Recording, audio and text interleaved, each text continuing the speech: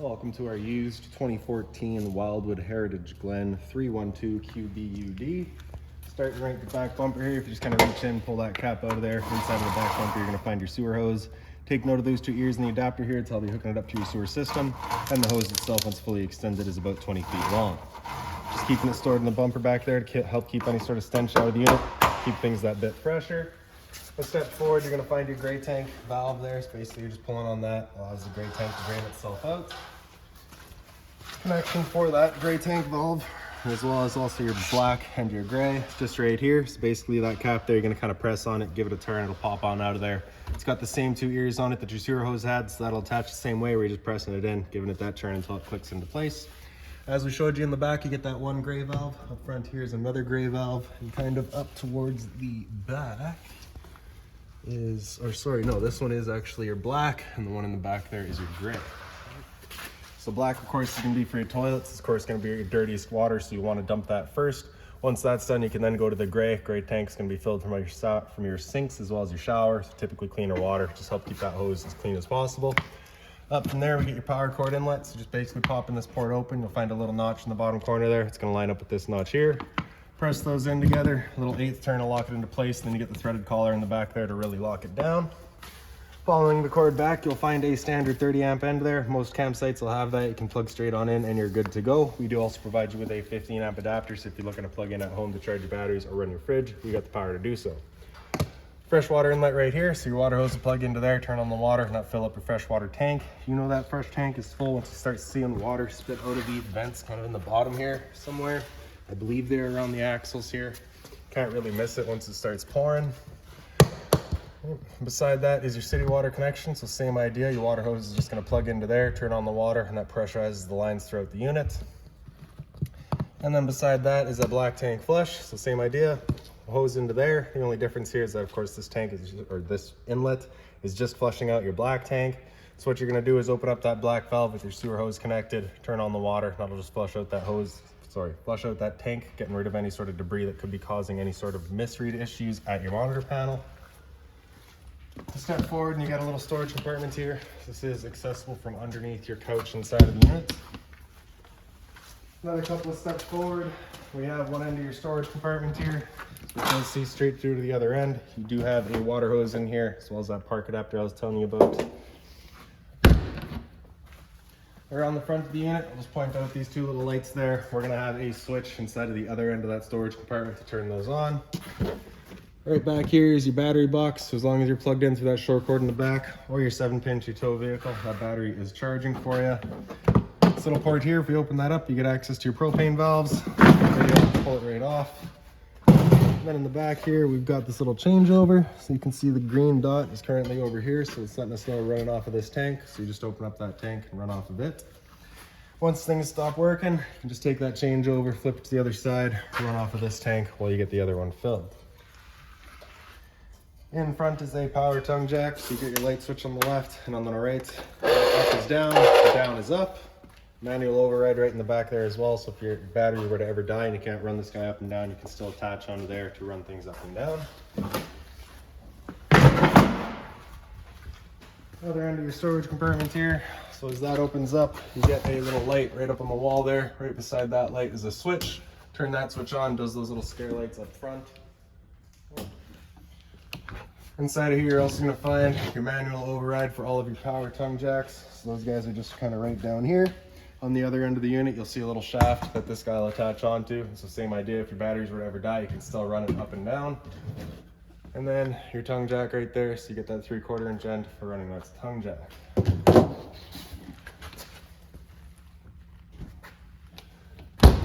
So your stabilizer jacks otherwise are all power, so you get your switch right here, extend to bring them down. Retract to bring them back up. Once they're up all the way, they just kind of stop into place there. Little T-handle there is for holding open that door, so I'll show you that once we get inside. Kind of up from there, you'll find your porch light, 2 exterior speakers down below it, and in between your speakers, you get your stove vent. So of course, propane stove is putting off fumes whenever you're using it, so you want to make sure this flap here is opened up so that our fan inside can evacuate said fumes. Once you're done, you just get the little wings there, just kind of hold that flap shut for you so dust isn't picking up in there. Down from there, we get your hot water tank. So your control for turning this guy on with propane is just inside of the unit before you ever turn it on with propane or with electricity. The electricity switch being just down in the left corner here. You're gonna wanna hit this relief valve there. So of course the unit is currently winterized, so we've got this tank empty. If it were full and you hit that relief valve right there, you get a little bit of water coming out, letting you know your tank is full. If your tank is full, you're safe to fire it up. If you're not getting any water out of there, there's a chance it's empty. So at that point, you just wanna make sure your water's turned on before you go to fire anything up. Firing it up dry just runs the risk of burning out all your elements. So the switch down in the bottom corner there, that turns it on with electricity, simple as that. For propane, we got a switch inside of the unit. And so once we get inside, I'll actually go over that and as well as the reset procedure, and the button that I'll refer to is just right here. Once you're done, just close it back up, lock it with the keyway. Beside that's the exhaust for your furnace. If you're ever running your furnace, just to make sure it's not blocked off, it does get hot. Up above that is a service port for your fridge, nothing really back there for you to worry about. Power outlet, as well as a cable and satellite outlet. So if you're looking to have TV outside, you got the power to do so. Entrance back here just goes into that rear bathroom. As you can see, this T handle there is broken. And then in the back here, we get your exterior kitchen. Side just pops on open. You get the gas struts there to hold it open for you. Inside of here, you get your 120 volt fridge. So because it's 120 volt, you do need to be plugged in for it to work. Up top, you get the little light there as well. A little bit of storage space. And this guy right here is actually TV mount. So inside of the unit is where the TV currently is. You can basically take this, flip it around, have your TV face outside or inside. Hot and cold water at your sink. A little bit of storage down below, as well as to the side there. You get the same sort of switch right back here that you had up front for your rear stabilizer jack. And then swinging around to the back of the unit, you can see you get your ladder there so you can get up top and check all your seals. You do also get provided with the little swing around barbecue there. So basically just tie around, ties into your exterior kitchen. The propane outlet for it will be right down ahead of that stabilizer jack there. And then also in the back here, you get your cable and satellite inlets. All right, just coax cables plug into there, fire up at the respective locations. Spare tire back here as well. So now we'll make our way inside of the unit.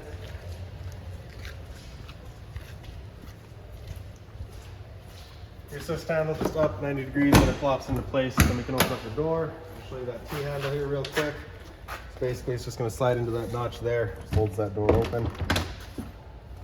For the steps, you're going to grab this handle here, pull it straight out. Flip that last step over, then you can step on inside.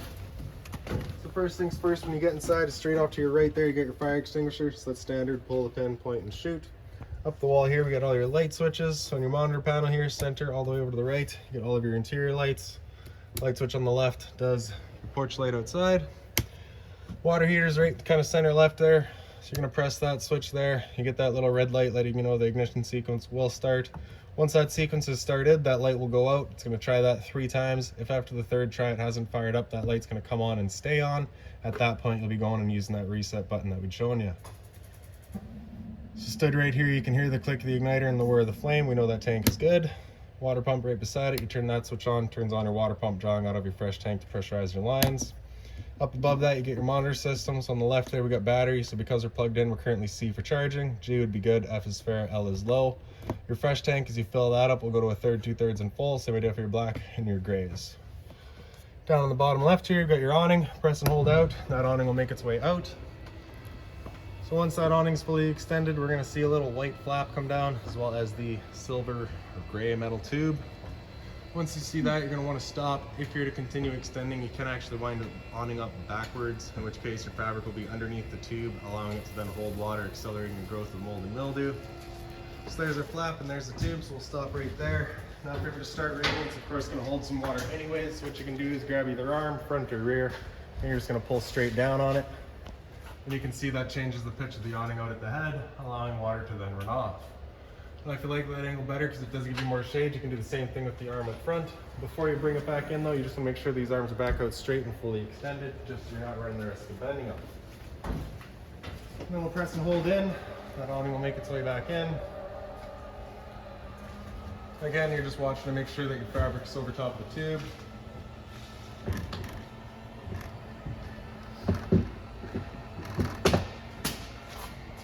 And so while we're waiting on that, We'll go over your little remote here real quick. And then press OK. You get into all your lights here. So that light there, we'll just do that porch light outside.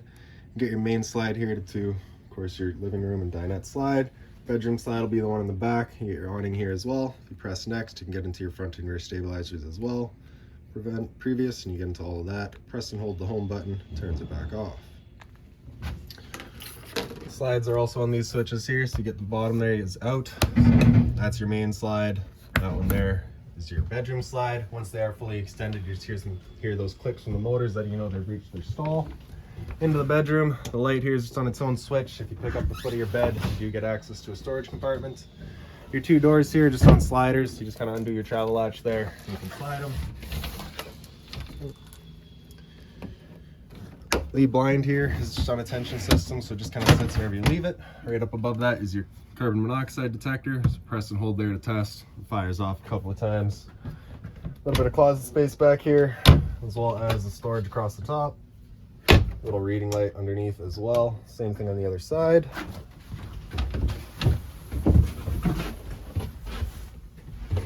Where you have your open storage there, the little reading light, and a little closet space back here. Down underneath it, you also get the little drawer there. Pops on open, you get some storage. Emergency exit back here, so you're pulling that red tab to get rid of the screen. Take this handle here, throw it outside, hop on out. And then around the corner we get your entertainment area. So you have your TV there. It does on a little slider that'll just kind of flip around. So once those doors are closed, you can flip that around, show it into the bedroom or the living room. Down below that, you get your stereo. It's pretty straightforward. You get your power button there, volume, tuning. Speaker set A is your inside set, B is your outside set, C I believe is blank. Then you kind of have your DVD player down below it as well. Power outlets over on the left side here. On the right side, you get your cable and satellite outlet. On the right, in the center there is your antenna outlet. In the back there, you get that little button, turns on that green light, just turning that antenna on. It will also help clear up your stereo signal. A little bit of storage down there. Into your slide. Your light there is on its own switch. Up above that is your smoke detector. Storage across the top here.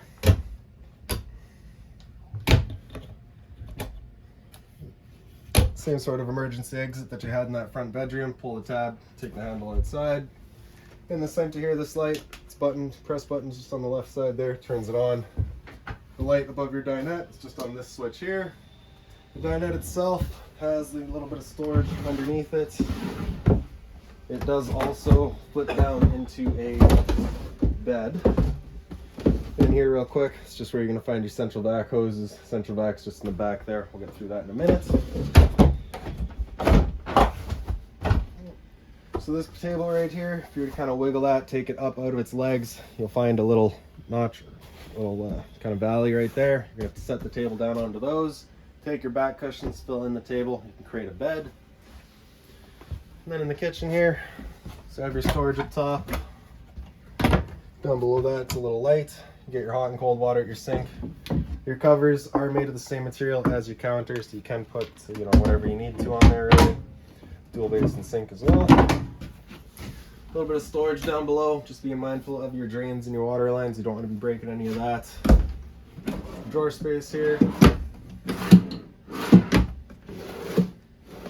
So that's all of your owner's manuals. There's your remote as well for the TV. Just everything for the unit there. LP detector, propane's heavier than air. It sits on the floor. This guy detects it and starts going off just like your smoke detector would. Up above the oven, we've got your range vents. You get a light here as well as a fan. So that's that fan that you want turned on with that flap outside opened up to evacuate any fumes.